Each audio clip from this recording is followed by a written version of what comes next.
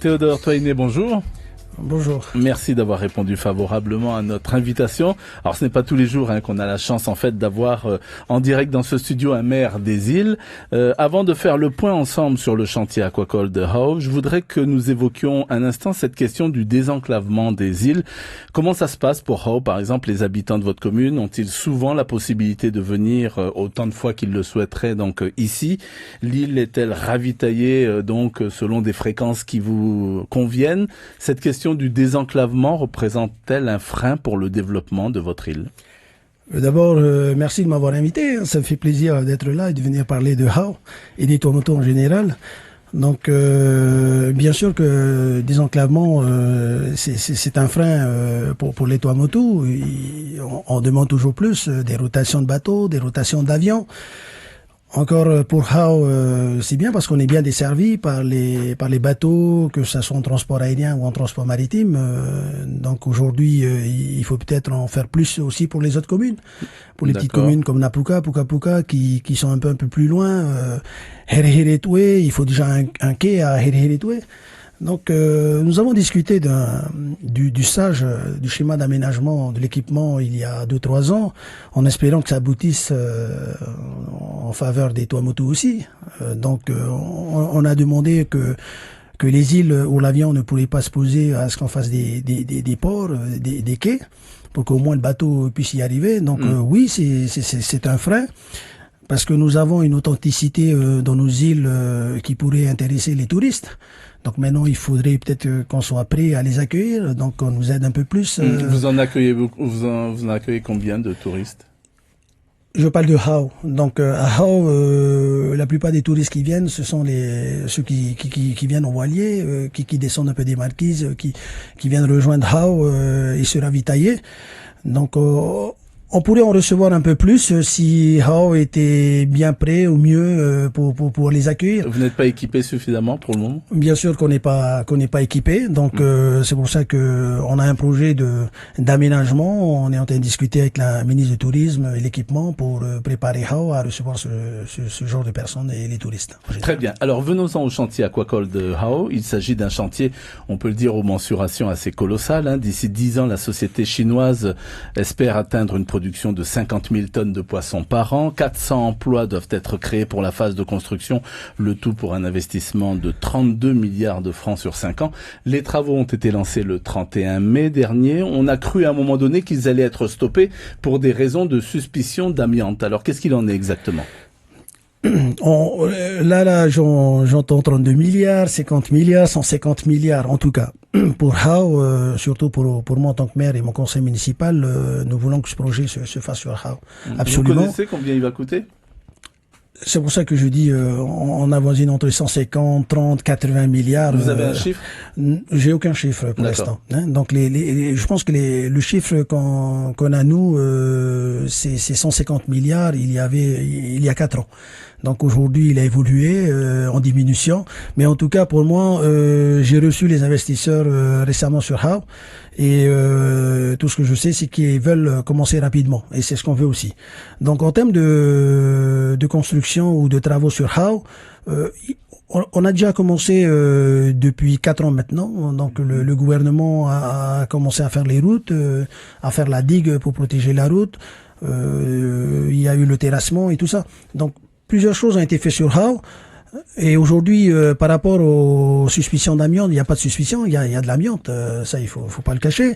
Alors, il y a de l'amiante où exactement? L'amiante se trouve dans ce qui doit être déconstruit aujourd'hui par le pays, qui se trouve dans les pipes. Les pipes qui ont été demandées à les laisser sur Howe, donc on va faire le nécessaire pour que cela soit démonté. Mais par rapport aux investisseurs, il n'est pas question de s'arrêter. Ils nous l'ont dit, ils veulent commencer rapidement. Donc des discussions se sont faites entre le pays et les investisseurs. Je pense que jeudi récemment. Et en attendant avoir de bons résultats, mais en tout cas pour les Chinois, pour les investisseurs, il faut commencer. Il faut continuer. Bien sûr. On peut dire au niveau de l'emploi, 90% vont être embauchés par le pays localement. En tout cas, c'est notre combat, c'est le combat du maire de son conseil, c'est à notre demande. Le pays nous suit sur cette affaire-là. Mais c'est une convention signée. Hein. C'est une convention signée, bien sûr. C'est la convention signée, elle était de 90% en termes de qualification. Hein, en termes de qualification, elle était de 90% chinoise sur 3 ans. Et dans l'obligation de former les Polynésiens, que dans 3 ans, on inversait la courbe, 90% pour les Polynésiens et 10% pour les Chinois.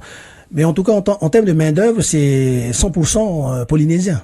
Et où est-ce que nous sommes sur ces jeunes qui ont été envoyés à Shanghai pour justement la suite de la ferme aquacole?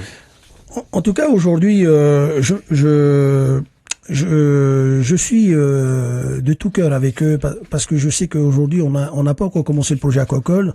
Le gouvernement les a récupérés. Et en espérant que ça soit jusqu'au jour que les Chinois vont commencer et qu'on puisse les récupérer. Mais en tout cas, ces jeunes enfants polynésiens sont, je pense, actuellement recrutés par le gouvernement. Alors, tout le monde n'aspire pas forcément à travailler à l'usine de transformation de poissons. Quelles sont les autres perspectives qui peuvent s'offrir ou que votre île peut offrir à un jeune à Hao?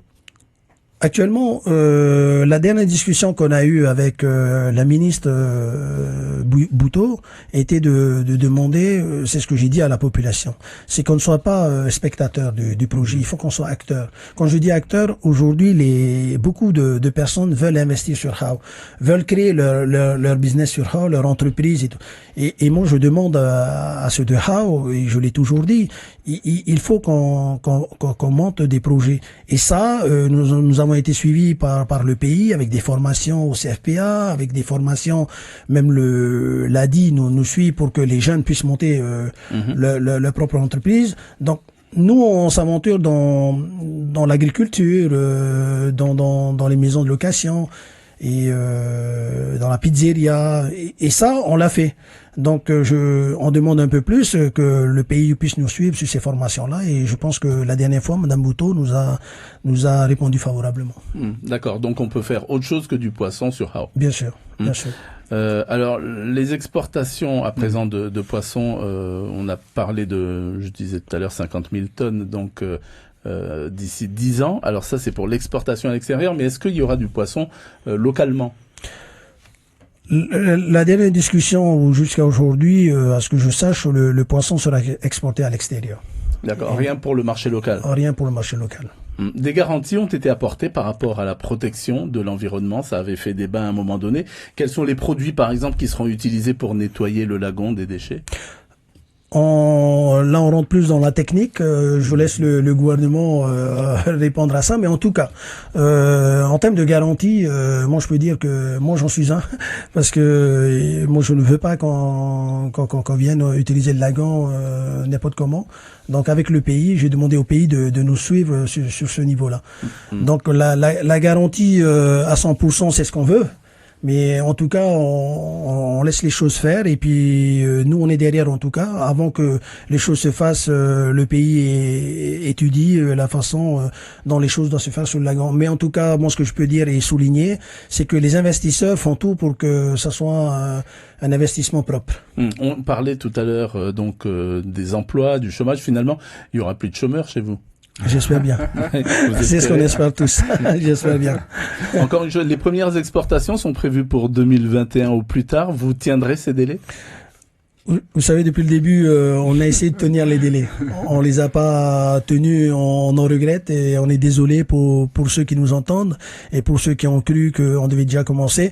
Mais en tout cas, je ne veux plus parler de délai. Moi, je veux juste dire que on va le faire, ce projet-là. Ouais, vous y croyez en tous les cas. Mais en tous les cas, j'y crois fortement. Merci beaucoup Théodore Toainé d'avoir répondu à notre invitation. Je rappelle que vous êtes le maire de Hao. Revenez quand vous voulez. D'accord, merci beaucoup.